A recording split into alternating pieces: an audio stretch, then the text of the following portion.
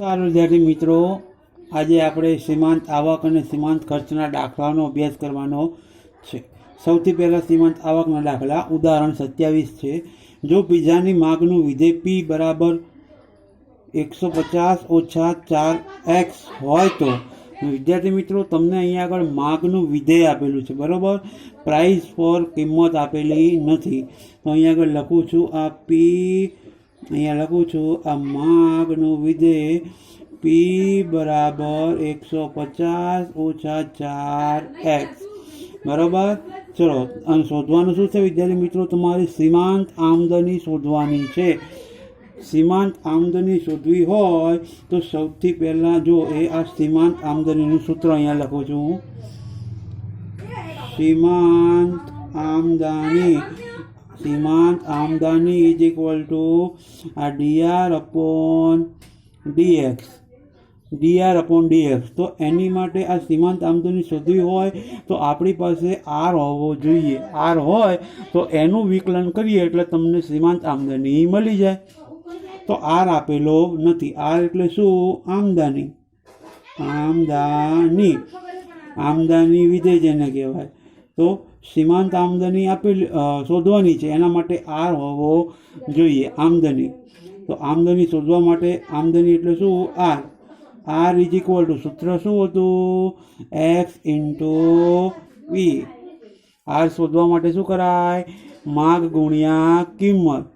ચલો, હવે અહીંયા આગળ p સ્વરૂપમાં તમને આ માગ આપેલી છે, બરાબર. તો આ x તો એમના એમ જ, x હંમેશા એમના એમ જ રાખવાનો જ્યારે સીમાંત ખર્ચ કે સીમાંત આમદની શોધવાની હોય ત્યારે. p ની જગ્યાએ આ એનું વિધેય લખી દેવાનું. ચાલો, હવે x નો ગુણાકાર અંદર સાથે કરી દઈએ તો x ગુણ્યા 150 એટલે 150x. x નો ગુણાકાર 4x સાથે તો 4x નો સ્ક્વેર. તો આ આમદની વિધેય r તમને મળી ગયું. હવે r મળી ગયો તો એના પરથી આ rનું વિકલન કરી નાખીએ એટલે તમને મળી જાય સીમાંત આમદની. તો ચલો, એમાં બીજું કશું છે જ નહીં. તો શું કરવાનું?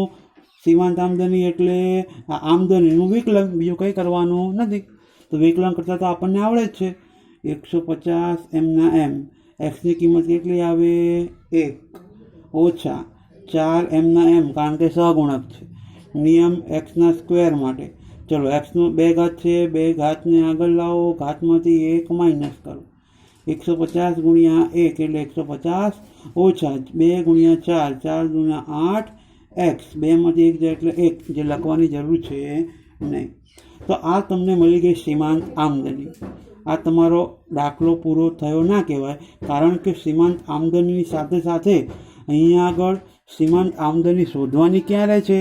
જ્યારે તમારી પિઝાની માગ કેટલી હોય? 3 હોય ત્યારે સીમાંત આમદની શોધવાની છે. તો પિઝાની માગ એટલે શું?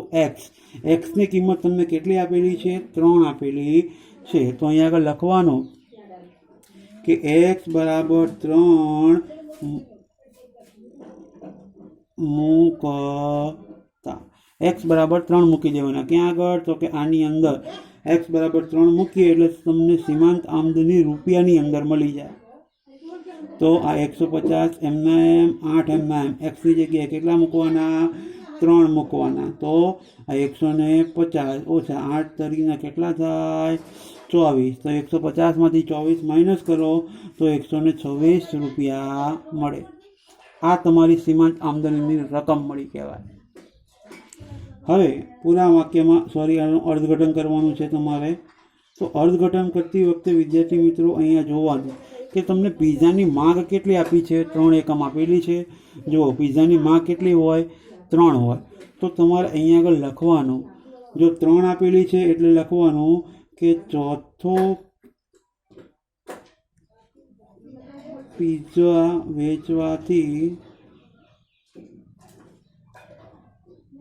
થતી આમદની અથવા તો આવક આશરે, જેને આપણે લગભગ પણ કહેવાય, આશરે કેટલા રૂપિયા? 126 રૂપિયા છે. જો તમને એક્સની કિંમત એટલે એક્સની કિંમત 7 આપી હોય તો લખવાનું 8મો પીઝો વેચવાથી થતી આમદની આટલા. જો 5 આપેલી હોય તો લખવાનું છઠ્ઠો પીઝો વેચવાથી 1 એકમ વધારીને ગણતરી કરવાની, એટલે જ તમને સીમાંત આમદની મળે. સીમાંત એટલે વધારાનું. તો વધારાનું કેટલું છે? તો કે 3 તો છે જ. તો એક્સની કિંમત કેટલા પીઝા? તો કે ચોથો પીઝો વેચવાથી આટલા રૂપિયા મળશે.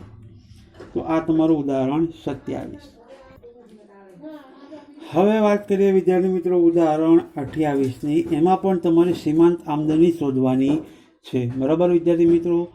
જો હવે તમને અહીંયા આગળ માગનું વિધેય એક્સ બરાબર આપેલું છે. તો એક વસ્તુ યાદ રાખવાની વિદ્યાર્થી મિત્રો, હંમેશા માગનું વિધેય તમારે આર શોધવો હોય, એટલે આવક શોધવી હોય, નફો શોધવો હોય કે ખર્ચ શોધવો હોય, તો તમારે હંમેશા પી જ આપેલો હોવો જોઈએ. રકમની અંદર શું આપેલો હોવો જોઈએ? પી. અહીંયા આગળ એક્સ બરાબર આપેલું છે, તો આપણે એને પીના સ્વરૂપમાં સૌથી પહેલાં તો કન્વર્ટ કરી દઈએ. તો એક્સ બરાબર આ આપેલું છે 50 - પી ભાગ્યા 2.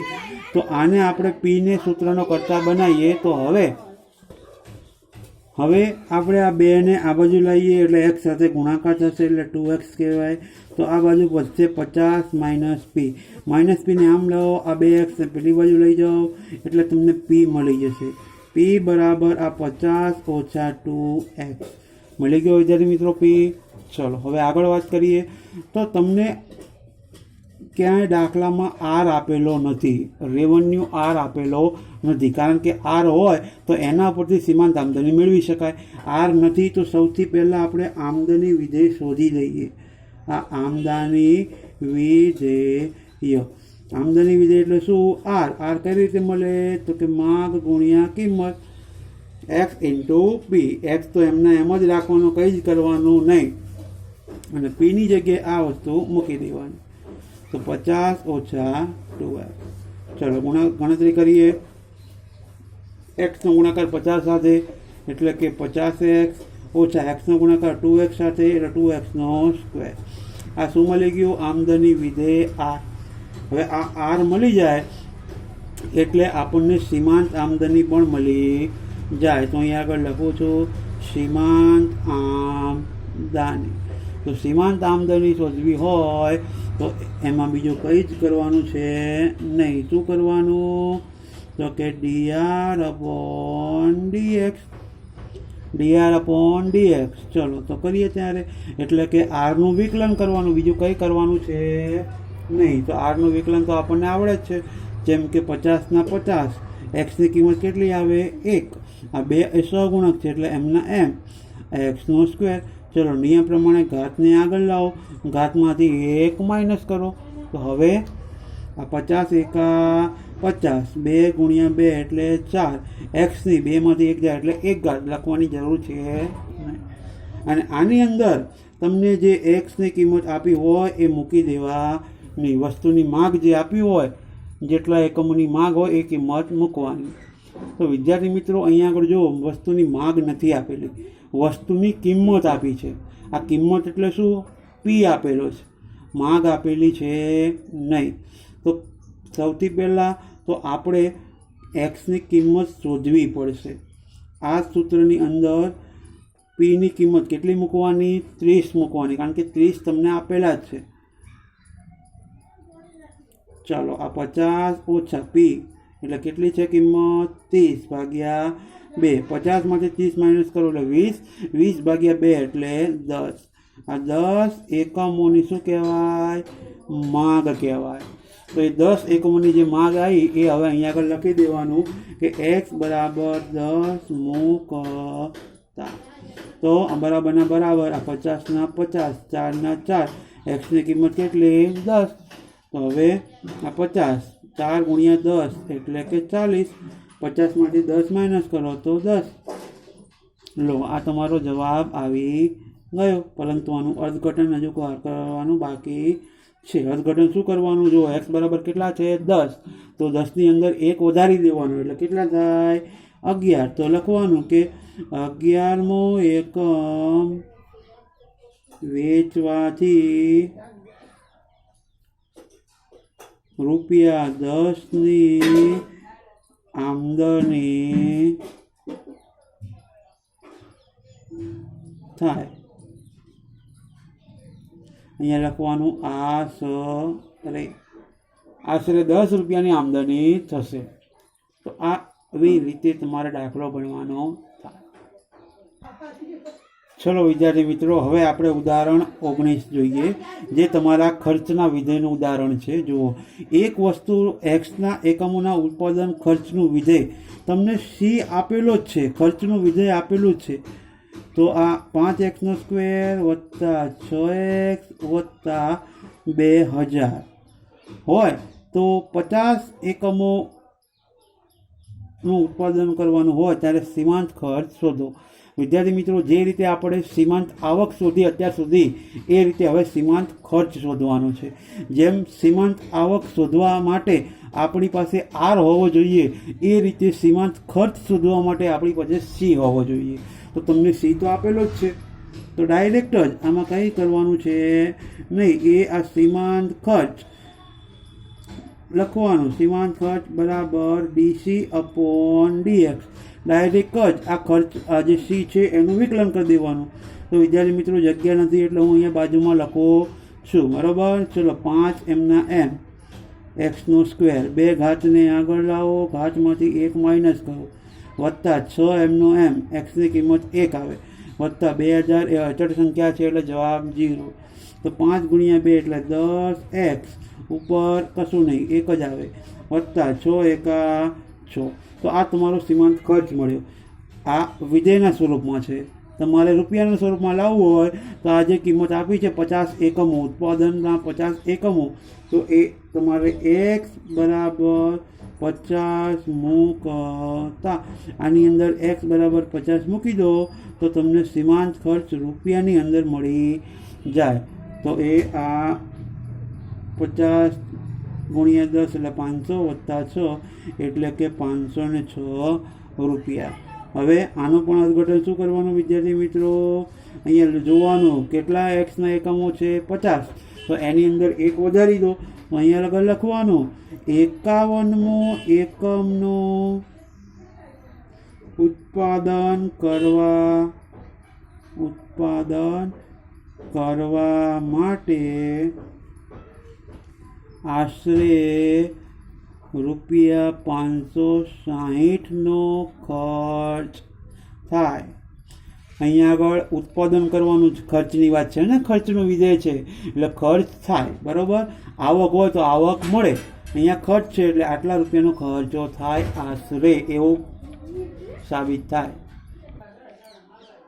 જો વિદ્યાર્થી મિત્રો, હવે આ વિભાગ ડીનો 19 નંબરનો દાખલો કે ખાંડના એક કારખાનાનું ઉત્પાદન ખર્ચ સી તમને આપેલું જ છે, બરાબર. સીનું વિધેય આપેલું જ છે. જો ઉત્પાદન 100 એકમો હોય તો સીમાંત ખર્ચ શોધો અને તેનું અર્થઘટન કરો, બરાબર. આ 19 નંબરનો દાખલો. તો એમાં જે સી આપેલું છે અહીંયા લખું છું કે સી બરાબર x² અપોન 10 વત્તા 5x વત્તા 200 આટલું આપેલું છે. સીમાંત ખર્ચ શોધવો હોય એટલે સી આપણી પાસે જો હોવો પડે. તો સી તો છે જ, તો બસ ડાયરેક્ટ જ લખી દો ત્યારે કે સીમાંત ખર્ચ is equal to DC upon DX. કરી નાખો આનું વિકલન, આવી ગયો તમારો જવાબ. દાખલો પૂરો તરત જ. ચલો તો વિકલન કરીએ વિદ્યાર્થી મિત્રો. છેદમાં 10 છે, છેદમાં x વાળું પદ ન હોવું જોઈએ, બરાબર. અચળ સંખ્યા છે છેદમાં, તો એનું કશું થાય નહીં, એની કિંમત 0 આવે નહીં, બરાબર. ખાસ ધ્યાન રાખજો. ચલો, નિયમ ઘાત માટે છે, આ x નો વર્ગ છે, નિયમ પ્રમાણે ઘાતને આગળ લાવો, ઘાતમાંથી 1 માઇનસ કરો, વત્તા 5m xની કિંમત 1 વત્તા 200ની કિંમત આવે 0. હવે અહીંયા આગળ આ 2 પંચા 10, તો x m 2 માંથી 1 જાય એટલે 1 લખવાની જરૂર નથી, છેદમાં 5 વત્તા 5 એકા 5. તો આ તમારો સીમાંત ખર્ચ. પરંતુ જો તમારે રૂપિયામાં લાવવો હોય તો એક્સની કિંમત મૂકી દો. તમને રકમ આપેલું છે કે જો ઉત્પાદન 100 એકમ હોય એટલે x બરાબર 100 મૂકતા આની અંદર એક્સની કિંમત 100 મૂકી દઈએ તો 100 ભાગ્યા 5 વત્તા 5, તો 20 પંચા 100, 100 ભાગ્યા 5 એટલે 20 વત્તા 5 બરાબર 25. થઈ ગયો દાખલો પૂરો, પરંતુ અર્થઘટન કરવું પડે. અર્થઘટનમાં શું લખવાનું? જો એક્સ બરાબર કેટલા મૂક્યા? 100. તો અહીંયા લખવાનું કે 101માં એકમનું ઉત્પાદન કરવા માટે આશરે ₹25નો ખર્ચ થાય.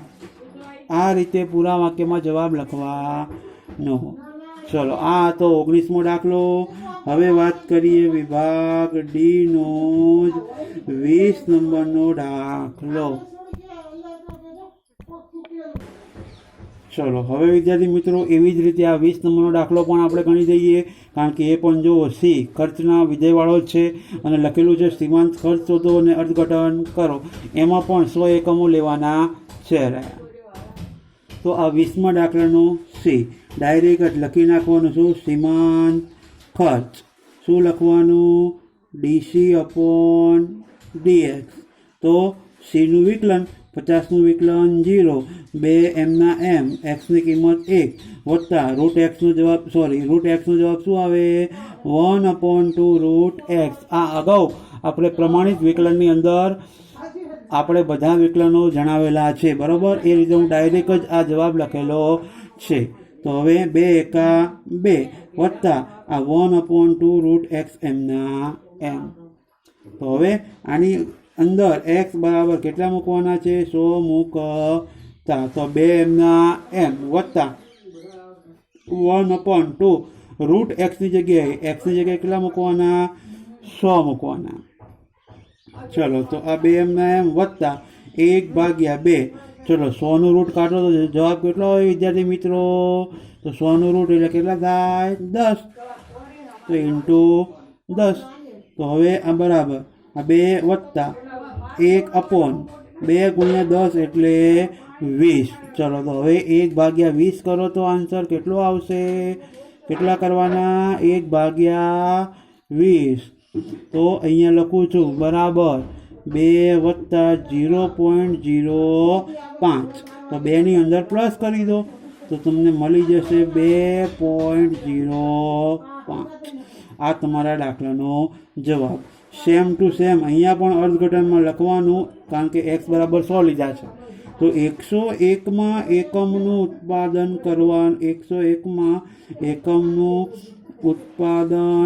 કરવાનો ખર્ચ આશરે કેટલા રૂપિયા? 2.05 રૂપિયા થાય. આ રીતે પૂરા વાક્યમાં જવાબ લખવાનો. અને આની સાથે જ આપણે આ વિભાગ સીમાંત ખર્ચ અને સીમાંત આવકવાળા દાખલા પૂર્ણ થાય છે.